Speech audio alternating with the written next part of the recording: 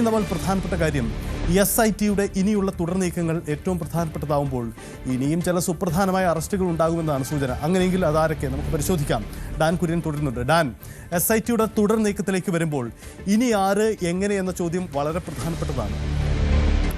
കോടതിക്ക് മുന്നിൽ അന്വേഷണ സംഘം SITയുടെ റിപ്പോർട്ട് എത്തുമ്പോൾ കോടതി പറഞ്ഞ ഒരു കാര്യം, ഏത് വമ്പൻ സ്രാവുകളുണ്ടെങ്കിലും അവരെ വെറുതെ വിടരുത്, അവരെ പിടികൂടണമെന്നതാണ്. അപ്പോൾ ഈ വമ്പൻ സ്രാവുകൾ ആരൊക്കെ എന്ന ചോദ്യം ഉണ്ടായിരുന്നു. അത് കടകംപള്ളി സുരേന്ദ്രനെയും PS പ്രശാന്ത് അടക്കമുള്ളവരെയും ചോദ്യം ചെയ്യാൻ വിളിപ്പിക്കുമ്പോൾ അതൊരു അറസ്റ്റിലേക്ക് പോകുമെന്ന സൂചനയുണ്ടായി. പക്ഷേ അതുണ്ടായില്ല. ഒടുവിൽ ആദ്യഘട്ടത്തിൽ മൊഴിയെടുത്ത വിവരശേഖരണം നടത്തിയ കണ്ഠർ രാജീവർ തന്നെ പിന്നീട് അറസ്റ്റിലാവുന്നതാണ് നമ്മൾ കണ്ടത്. ഇനി പ്രതീക്ഷിക്കേണ്ടത് അടുത്ത നീക്കം എന്താണ്? അതോ ഇതുകൊണ്ട് തീരുമോ അന്വേഷണ സംഘത്തിൻ്റെ ഈ പ്രധാനപ്പെട്ട അറസ്റ്റുകൾ?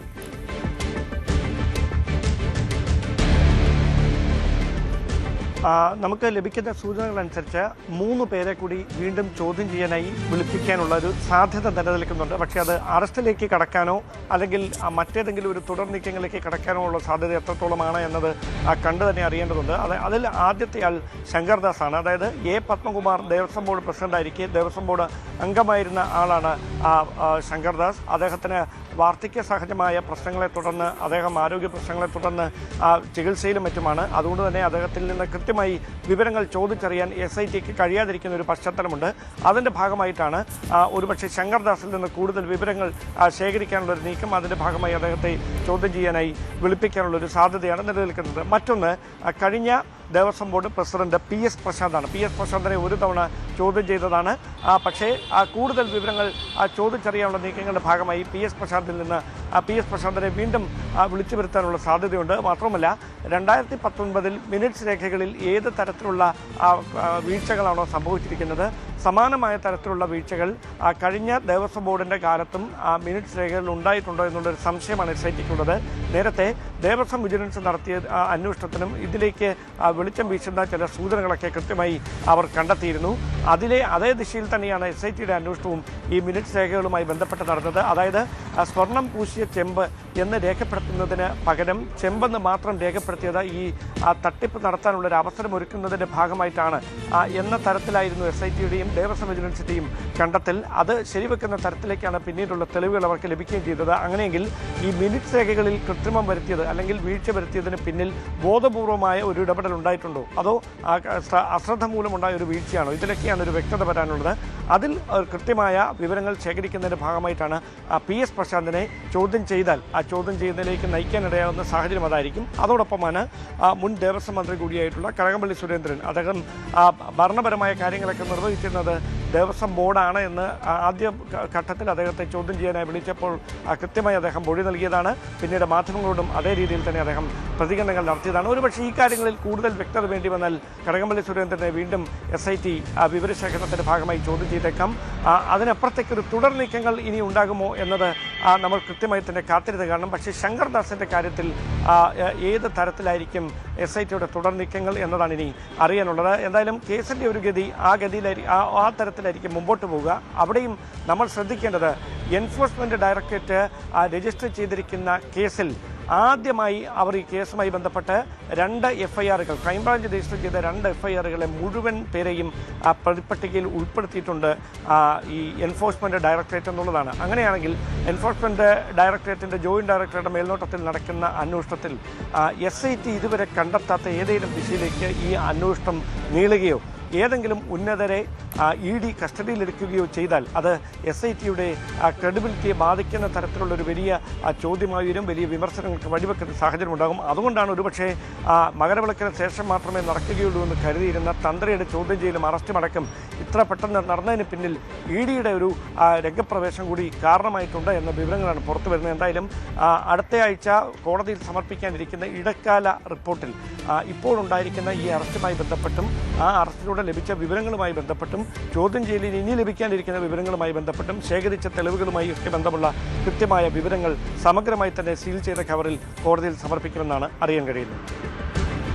അതാണ് പ്രധാനപ്പെട്ട കാര്യം. എന്തായാലും ഒരു കാര്യം വ്യക്തമാണ്, ഇതിൽ സുപ്രധാനമായ നീക്കമാണ്. ഇനി ആര് അന്വേഷണ സംഘത്തിന് മുന്നിലേക്ക് വരുമെന്നാണ് ചോദ്യം. എന്തായാലും ഡാൻ മടങ്ങി വരാം. ഡാൻ, സാഹചര്യം നമ്മൾ സൂചിപ്പിച്ചതുപോലെ SITയുടെ റഡാറിൽ ഇനി ആരൊക്കെ എന്ന ചോദ്യം ഏറെ പ്രസക്തമാണ്. കാരണം രാഷ്ട്രീയപരമായി തന്നെ ഉയരുന്ന ചോദ്യമാണ്. തന്ത്രി മാത്രമല്ല മന്ത്രിയും ഉണ്ടാകുമെന്ന ആക്ഷേപം ഉണ്ടാകുന്നുണ്ട്. തന്ത്രിയെ മാത്രം പിടികൂടി ഇത് അവസാനിപ്പിക്കാമെന്ന് നോക്കേണ്ട ഇല്ല എന്ന്. അതായത് SITക്ക് മുന്നിൽ വലിയ രാഷ്ട്രീയ സമ്മർദ്ദം, പൊളിറ്റിക്കൽ സാഹചര്യങ്ങൾ നേരിടേണ്ടി വരുന്നു എന്നതാണ്. SIT ഒരു സ്വതന്ത്ര ഏജൻസിയാണ്. കോടതിയുടെ നേരിട്ടുള്ള മേൽനോട്ടത്തിലാണ് അന്വേഷണം നടക്കുന്നത് എന്ന വാദം ഉന്നയിക്കാം. പക്ഷേ പ്രധാനപ്പെട്ട ഒരു ആക്ഷേപം, ഇത് സംസ്ഥാനം ഒരു തെരഞ്ഞെടുപ്പിൻ്റെ പടിവാതിക്കലാണ് ഈ വിവാദങ്ങളിലൂടെ കടന്നു പോകുന്നത് എന്നതുകൂടിയാണ്. അതുകൊണ്ടുകൂടി തന്നെ ഈ വിഷയങ്ങൾ പഴുതടച്ചുള്ള നീക്കങ്ങൾ തന്നെ വേണ്ടിവരും, അല്ലെങ്കിൽ രാഷ്ട്രീയ ആരോപണം ചെറുതായിരിക്കില്ല. അങ്ങനെയെങ്കിൽ SIT ഇനി സുപ്രധാനമായ ചില അറസ്റ്റുകൾ കൂടി നടത്താൻ സാധ്യതയുണ്ടെന്ന് പറയുന്നു. ഞാൻ നേരത്തെ സൂചിപ്പിച്ചതുപോലെ ഇതാരൊക്കെ എന്ന ചോദ്യമാണ്. അതിൽ നമുക്ക് ഒരു പ്രധാനപ്പെട്ട വ്യക്തിയെ കൂടി പരാമർശിച്ചു പോകാം. അത് മറ്റാരുമല്ല, കണ്ഠർ മഹേഷ് മോഹനർ എന്ന പേര്. ശബരിമലയിലെ നിലവിലെ തന്ത്രിയാണ്. നിലവിൽ ഈ സീസണിലെ താന്ത്രിക ചുമതലയുള്ള വ്യക്തിയാണ് കണ്ഠർ മഹേഷ് മോഹനർ. നോക്കുക, കണ്ഠർ മഹേഷ് മോഹനർ ഈ കേസിൽ അദ്ദേഹത്തിന് ഉണ്ണികൃഷ്ണൻ പോറ്റിയുമായി ഒരു ബന്ധമുണ്ട് എന്ന കാര്യം അദ്ദേഹം തന്നെ പലവട്ടം സ്ഥിരീകരിച്ചതാണ്. താൻ പോയിട്ടുണ്ട് എന്ന കാര്യം പറയുന്നു. ഒപ്പം തന്നെ ബംഗളൂരുവിലെ അടക്കമുള്ള ചില വ്യവസായികളുടെ വീട്ടിൽ ഉണ്ണികൃഷ്ണൻ പോറ്റിക്ക് വേണ്ടി അദ്ദേഹത്തിൻ്റെ നിർദ്ദേശപ്രകാരം പോയി പൂജ നടത്തിയിട്ടുണ്ട് എന്ന കാര്യമൊക്കെ ഈ കണ്ഠർ മഹേഷ് മോഹനർ സ്ഥിരീകരിച്ചിട്ടുള്ളതാണ്. കണ്ഠർ മഹേഷറുടെ മകനാണ്. കണ്ഠർ മോഹനർ മകനാണ് കണ്ഠർ മഹേഷ് മോഹനർ. അദ്ദേഹം ഇപ്പോൾ ശബരിമലയിൽ താന്ത്രിക ചുമതലയുള്ള വ്യക്തിയാണ്. ശബരിമല മണ്ഡല മകരവിളക്ക് സീസൺ ഇതാ അവസാനിക്കാൻ പോവുകയാണ്. 14-ന് മകരവിളക്ക് ദിവസം നടക്കും. അതിനുശേഷം മണ്ഡല പൂജയും മറ്റ് നടപടിക്രമങ്ങളുമായി ചുരുങ്ങിയ ദിവസങ്ങൾക്കുള്ളിൽ ഈ വർഷത്തെ സീസൺ നടപടികൾ അവസാനിക്കുകയാണ്. അങ്ങനെയെങ്കിൽ അതിനുശേഷം കണ്ഠർ മഹേഷ് മോഹനർക്കെതിരെ SITയുടെ ഒരു നീക്കമുണ്ടാകുമോ എന്ന പ്രധാനപ്പെട്ട ചോദ്യമാണ്. അങ്ങനെയെങ്കിൽ SITയുടെ റഡാറിൽ ഇനി ആരെന്ന ചോദ്യത്തിൻ്റെ ആദ്യത്തെ ഉന്നം ഒരുപക്ഷെ കണ്ഠർ മഹേഷ് മോഹനരാവാം. കാരണം അദ്ദേഹം ഉണ്ണികൃഷ്ണൻ പോറ്റിയും തമ്മിലുള്ള ഇടപാടുകൾ സംബന്ധിച്ച സൂചനകൾ നേരത്തെ തന്നെ അന്വേഷണ സംഘം കണ്ടെത്തിയിട്ടുള്ളതാണ്. സ്വാഭാവികമായും അത് നമുക്ക് പ്രതീക്ഷിക്കാം. രണ്ടാമത് ആര് എന്ന ചോദ്യമുണ്ട്. അത് മറ്റാരുമല്ല, PS പ്രശാന്താണ്. മുൻ ദേവസ്വം ബോർഡ് അധ്യക്ഷൻ. നമുക്കറിയാം, തൊട്ട് മുന്നിലുള്ള ദേവസ്വം ബോർഡിൻ്റെ അധ്യക്ഷനായിരുന്നു അദ്ദേഹം. PS പ്രശാന്ത് ഈ ഏറ്റവും ഒടുവിൽ വീഴ്ചകളൊന്നും വരുത്തിയിട്ടില്ലെന്ന് അവകാശപ്പെടുന്ന ആ ദേവസ്വം ഭരണസമിതിയുടെ കാലത്തും വീഴ്ചകൾ വരുത്തിയെന്ന് അന്വേഷണ സംഘം തന്നെ കണ്ടെത്തിയിട്ടുണ്ട്. മറ്റൊന്നുമല്ല, ദേവസ്വം മാനുവലിന് വിരുദ്ധമായി ഈ സ്വർണ്ണപ്പാളികൾ പുറത്തേക്ക് അറ്റകുറ്റപ്പണി നടത്താൻ, സ്വർണം പൂശാൻ കൊടുത്തുവിട്ടു എന്ന കുറ്റമാണ്. അത് സ്വാഭാവികമായും വലിയ വീഴ്ചയാണ്. അതായത് ഉണ്ണികൃഷ്ണൻ പോറ്റി വർഷങ്ങളായി അവിടെ ക്രമക്കേടുകൾ നടത്തി വരുന്ന അദ്ദേഹത്തിന് വീണ്ടും ഇത്തരമൊരു നീക്കത്തിന് ഇടവെച്ചു എന്നതാണ് സംഭവിച്ചിരിക്കുന്നത്. യഥാർത്ഥത്തിൽ ആ ഒരു നീക്കം തന്നെയാണ് ഈ കണ്ട അഴിമതി കഥകൾ, ഈ വലിയ ക്രമക്കേടുകൾ പുറത്തു വരുന്നതിന് വഴിയൊരുക്കുകയും ചെയ്തത്. അപ്പോൾ PS പ്രശാന്താണ് അന്വേഷണ സംഘത്തിൻ്റെ അടുത്ത ലക്ഷ്യമാവാൻ സാധ്യതയുള്ള ഒരു വ്യക്തി. അത് സുപ്രധാനമായൊരു നീക്കമാണ്.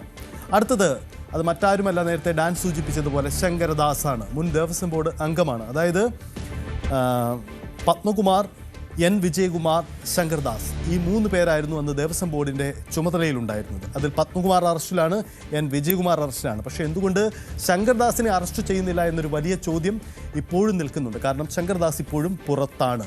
ശങ്കർദാസിന് ചില രാഷ്ട്രീയ ഉദ്യോഗസ്ഥ പോലീസിലെ വലിയ ബന്ധങ്ങൾ ഉപയോഗിച്ചുകൊണ്ട് അദ്ദേഹം അറസ്റ്റിൽ നിന്ന് മാറി നിൽക്കുന്നു എന്നതാണ് ഉയരുന്ന ആക്ഷേപം. പക്ഷേ ആക്ഷേപം നേരിട്ടുകൊണ്ട് എന്തായാലും SITക്ക് മുന്നോട്ട് പോകാനാവില്ല. അത് അറസ്റ്റിലേക്ക് പോകുമോ എന്നതാണ് ചോദ്യം.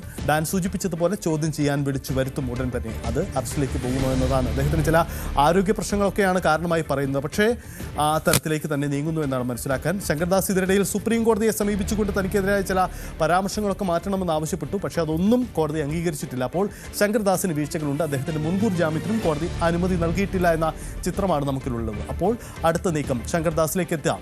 ഇനിയാണ് സുപ്രധാനമായൊരു ചോദ്യം. മറ്റാരുമല്ലത് കടകംപള്ളി സുരേന്ദ്രൻ, മുൻ ദേവസ്വം മന്ത്രി. ദേവസ്വം മന്ത്രിയിലേക്ക് ഈ അന്വേഷണം എത്തുമോ എന്നതാണ്. അന്വേഷണം എത്തിക്കഴിഞ്ഞു.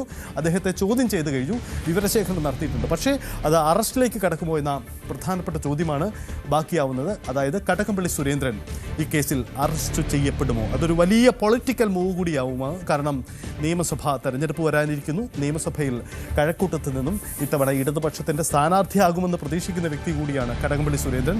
ആ കടകംപള്ളി സുരേന്ദ്രൻ അറസ്റ്റിലേക്ക് കടക്കുമോ എന്ന പ്രധാനപ്പെട്ട ചോദ്യമാണ്. തീരുന്നില്ല, SITക്ക് പിന്നാലെ മറ്റൊരു ഏജൻസി കൂടി വരുന്നുണ്ട്. നമുക്ക് പരിശോധിക്കാം, അതിലേക്ക് വരാം. ഇനി മറ്റൊരു കാര്യം അടൂർ പ്രകാശാണ്. അടൂർ പ്രകാശ് MP ഇതിൽ അദ്ദേഹത്തിനും നീക്കങ്ങൾ നേരിടേണ്ടി വരുമോ എന്ന ചോദ്യം ഉന്നയിക്കുകയാണ്. അതായത് SITയുടെ അടുത്ത ലക്ഷ്യം അടൂർ പ്രകാശും കൂടി ആ ലിസ്റ്റിലുണ്ടോ എന്ന ചോദ്യമാണ്. ഉണ്ണികൃഷ്ണൻ പോറ്റിയുമായി അടുത്ത ബന്ധമുണ്ട് എന്ന് അന്വേഷണ സംഘം കണ്ടെത്തിയ വ്യക്തിയാണ് അടൂർ പ്രകാശ്. നേരത്തെ ഉന്നയിക്കപ്പെട്ടതുപോലെ സോണിയാഗാന്ധിയുടെ അടുത്ത് പോലും എത്തിക്കാൻ അടൂർ പ്രകാശ് വഴിയാണ് കഴിഞ്ഞത് എന്ന കാര്യം കൂടി ഒരു ആക്ഷേപമായി നിലനിൽക്കുന്നുണ്ട്. അപ്പോൾ അടൂർ പ്രകാശ് കൂടി ഈ ആക്ഷേപം നേരിടുന്ന വ്യക്തിയാണ്. അപ്പോൾ SITയുടെ തുടർ നീക്കങ്ങൾ അടൂർ പ്രകാശിലേക്കും എത്തുമോ? കടകംപള്ളി സുരേന്ദ്രനെ പിടിക്കപ്പെട്ടാൽ ഒരുപക്ഷെ അത് അടൂർ പ്രകാശിലേക്ക് കൂടി എത്തുമോ എന്ന പ്രധാനപ്പെട്ട ചോദ്യം കൂടി ഉയരുന്നുണ്ട്. ഇതാണ് ഇനി SITയുടെ തുടർ നീക്കം സംബന്ധിച്ച ഒരു സാഹചര്യം. എന്തായാലും വളരെ പ്രധാനപ്പെട്ട നീക്കമാണ് SIT ഇനി നടത്താൻ പോകുന്നത്. ആര്, എങ്ങനെ, എപ്പോൾ എന്ന ചോദ്യമാണ്. പ്രതീക്ഷിക്കാം ചില സുപ്രധാനമായ അറസ്റ്റുകൾ ഇനി. കൂടുതൽ വാർത്തകൾക്ക് News 18 കേരളം യൂട്യൂബ് ചാനൽ സബ്സ്ക്രൈബ് ചെയ്യുക.